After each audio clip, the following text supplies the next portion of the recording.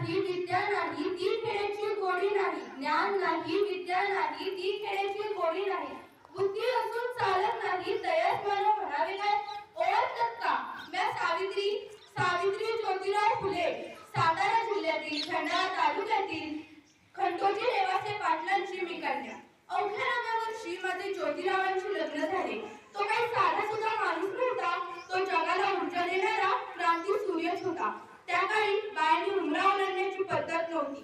बाईच्या जातीनं कसं, आपण बरं, आपलं घर बरं आणि घरातली माणसं बरी. त्या काळी स्त्री पुरुष उच्च नीच असा लय भेदभाव होता आणि शिक्षण हे एकच खूण ज्योतिरावांच्या मनात होतं. एकदा ज्योतिराव फुले शिक्षणाचा प्रसार ब्रिटिश महिला त्यांना येऊन म्हणाल्या, मिस्टर फुले, तुम्हाला शिक्षणाचा प्रसार करायचा आहे ना? So educated women first. So educated women first. If a women educated so one house be educated. पण तुम्ही माणसं मुलींना घराच्या बाहेरच पडू देत नाही. सो बॅड मिस्टर फुले.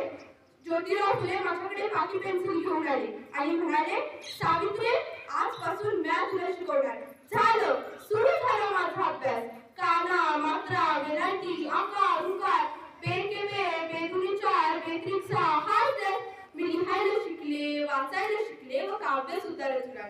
आणि अशातच 1 जानेवारी, होय, शनिवारी 1 जानेवारी 1848 मध्ये आम्ही पुण्यात पहिली शाळा सुरू केली व आम्ही पहिल्या शिक्षिका व मुख्याध्यापिका सुद्धा. शेळपाटासारखं जगलात तर काम तमाम होईल, पण वाघासारखं जगलात तर नाम होईल.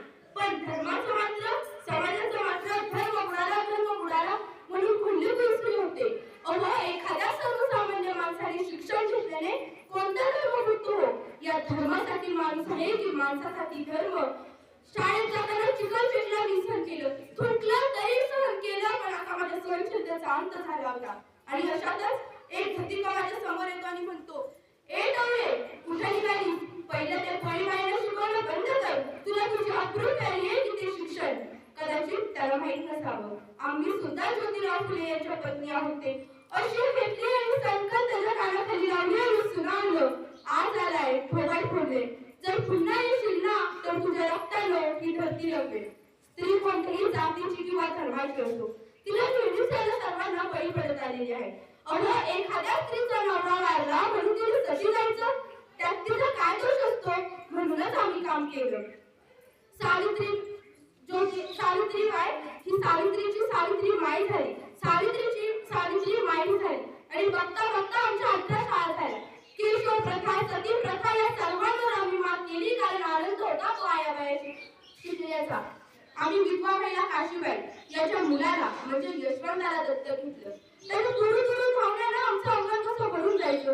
त्याला वाढवलं, शिकवलं, डॉक्टरही बनवलं. पुण्यात लेकची साथ शोधली होती. लोक खडाखडा म्हणू लागली होती. यशवंताला म्हटलं, यशवंता, आपल्याला हॉस्पिटल उभारायचंय. यशवंताने हॉस्पिटलही उभारलं, पण प्लेग हा संसर्गजन्य. तो कधी ना कधी मलाही होणार होता, पण आम्ही जगलो या समाजासाठीच ना. मग या समाजासाठी रंगत करावं लागलं तर मरणा तुझं स्वागत आहे. केशव प्रथा, सती प्रथा या सर्वांवर आम्ही मात केली, कारण आनंद होता तो आयाबाया शिकण्याचा. आणि म्हणून म्हणे, विद्येविना मती गेली, मतीविना नीती गेली, नीतीविना गती गेली, गतीविना वित्त गेले, आणि वित्ताविना सूत्र खचले. एवढे अनर्थ एका आवृत्तीने केले. म्हणून मुलीला वाचवा, मुलीला शिकवा आणि या देशाची साक्षरता वाढवा.